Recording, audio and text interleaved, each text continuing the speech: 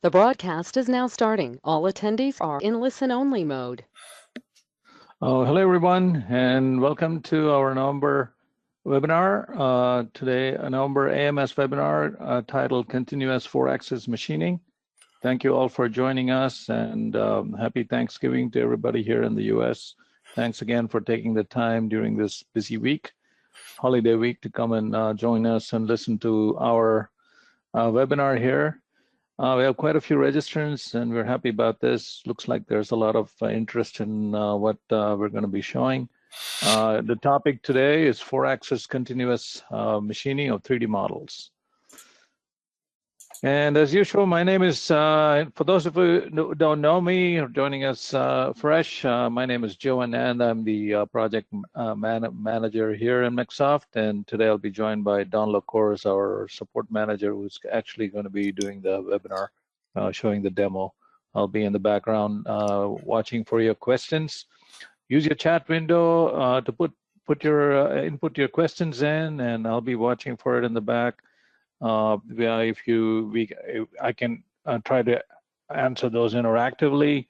If I can't get to it, we'll get to it after the webinar. And also, we might, if it's a relevant question, we might be able to stop Don during his demo and have him show something that's not clear. So you got to raise your hand and put these questions in and make it as interactive as possible. And as usual, the recording of this webinar will be made available after a couple of days. Give us a couple of days to clean it up, especially since it's a Thanksgiving week, probably be the week after. Anyway, today's agenda is we start out with geometry requirements for 4-axis machining, and then actually talk about how continuous 4-axis machining works, talk about the theory, and then followed by the recommended cutting tools for 4-axis machining. Don will also talk about machine definition. How do you define a 4-axis machine? Any setup and stock considerations after that, especially related to 4-axis machining. And then we'll delve into the actual, type of machining methods. Start out with R-level roughing. Muted. And R-level finishing, parallel finishing, facing, pocketing, and profiling. Unmuted. Then we'll go into drive surface machining, which is actually the true 4-axis method as opposed to wrap methods that the other methods are representative of. And then you'll also talk about cut material simulation and then the post-processing of the G-code. So Don, go ahead, take over, please. Okay. Hello, everyone. Thanks for joining us today. Again, as Joe mentioned, I hope you're having a very good holiday week. And let's dive right into this. So today we're going to be talking about, if you were with us last month, we talked about index 4-axis. This month we're going to be talking about continuous 4-axis machining, and we're going to be using, I believe, every toolpath method in the 4-axis menu. We're going to be demonstrating this in RhinoCAM today. Very similar. Maybe not the rounding method. Maybe we can have to create round. Yeah. There may be one of them we won't use. So let's just look at what we're going to do. This is our primary part here on the left. It's a ring model. So this is this model is about 12 inches or 12 millimeters in diameter, about 18 millimeters in diameter, 12 inches wide, and we have several features here that we're going to be machining out. Obviously, in the center, we got this diamond air pattern that goes around the part, and then another offset pattern right next to it. So we're going to be using various 4-axis, continuous 4-axis roughing methods to rough this down. And we're going to show you each of the roughing methods available. And we're going to, after that, we're going to do some finishing. We're going to do finishing in levels, our level finishing, and then we're also going to show you how to rough this out in parallel finishing, because you can use parallel finishing. Even though it's a finishing operation, you can use it very well for roughing as well. So we're going to show you that. After we finish it out, we're just going to do some pocketing, 4-axis pocketing in these areas, We're going to do some cleanup passes around the pocketing areas to clean these edges up. And then we're going to show you some different ways to machine these outer rims here. We're going to do, first we're going to do a facing operation, and then on the other side we'll show you how to do a profiling and clean this up just as well as the facing.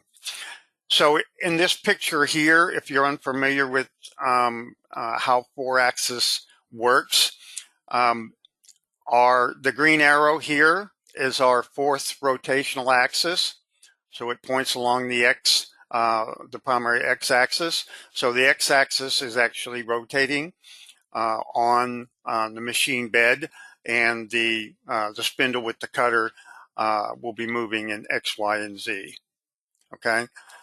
Now we're going to be using another model to show you the drive surface machining, and this is a true 4-axis method, whereas the rotational axis and the X, Y, and Z, the 3 axes, are moving in tandem to machine this part. And you'll also notice that on this picture, the little green arrow here, the rotational axis again is along the x-axis. Okay, and you'll also notice, pay attention to the shape of this part, how it's not actually centered on the rotational axis. And that's a situation where only drive surface machining can really machine this part. And the other methods, you'll notice that the part is centered about the rotational axis. Okay, and let's see what else we got here. In this little picture up here on the right, it gives you an idea of how a typical 4-axis machine tool is set up. In this particular setup, we have the 4th rotational axis is on the table of the machine.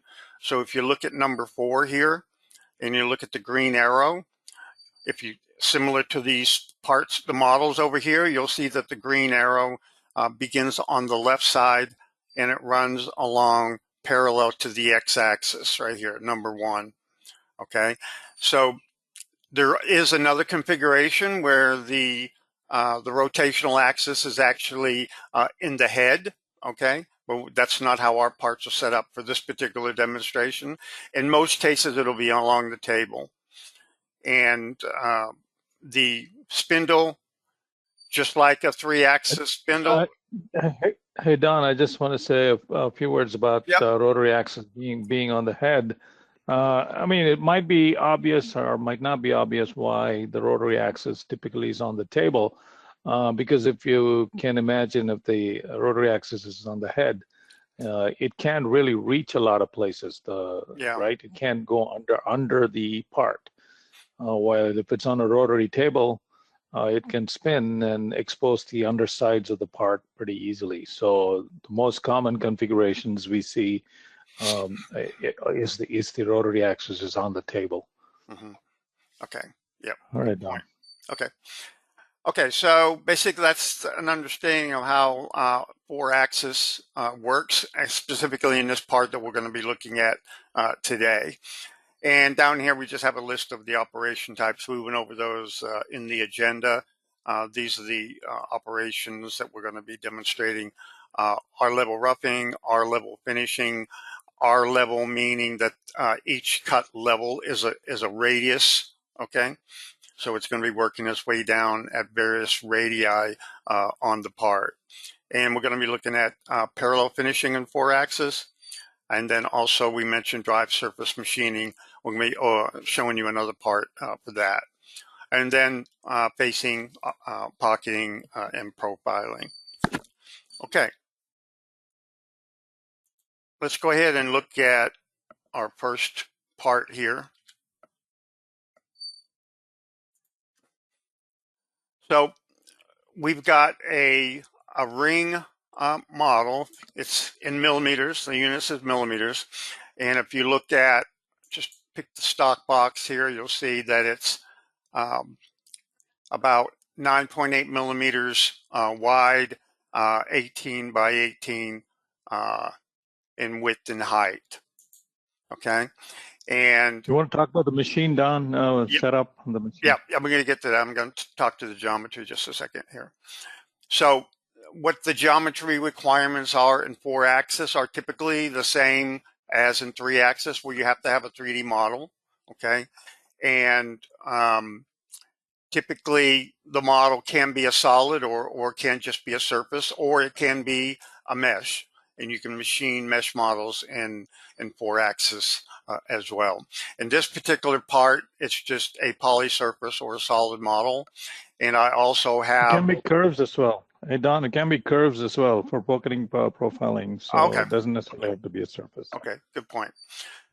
So we also have, along with the poly surface, we have a number of curves that we've created ahead of time.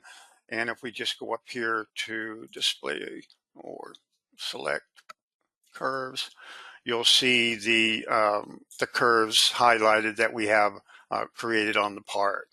Okay, so we're basically going to be using those curves for boundaries, etc., just similar to 3-axis.